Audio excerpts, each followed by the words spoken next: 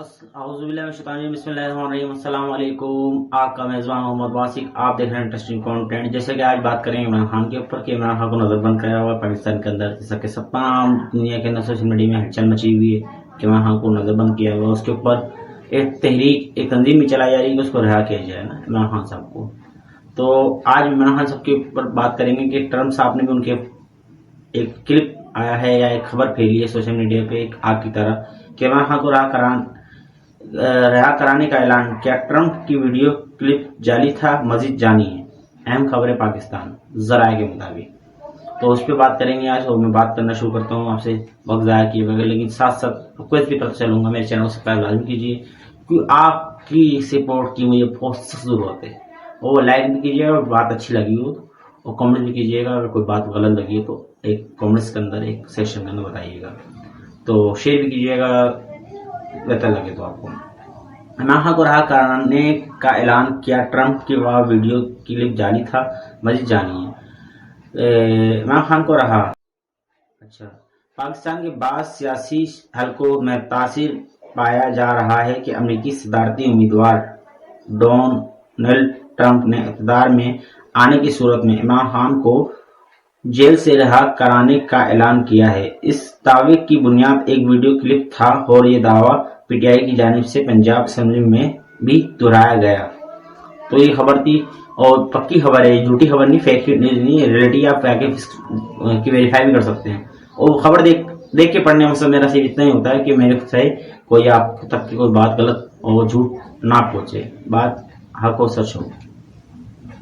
तो ताहम अब अमेरिकी मीडिया ने फैक्ट चेक करके बताया कि ट्रंप का ये क्लिप जालसाजी के जरिए बनाया गया है। यानी ये अमेरिका की मीडिया ने ये बात की पेशेंगोई कर दी। 24 मार्च को सामने आने वाला वीडियो क्लिप में ट्रंप को ये सुना जा सकता है कि मेरे पाकिस्तानी अमेरिकी दोस्तों में वादा करता हूं कि अगर मैं जीत गया तो वो अपनी पूरी कोशिश करूंगा कि इमरान खान को जल्द से जल्द बाहर ले आऊं। वो मेरा दोस्त है और मुझे इससे मोहब्बत है। मैं दोबारा हुकूमत में आने के लिए इसकी हिमायत करूंगा, बेशक इसकी हिमायत करूंगा।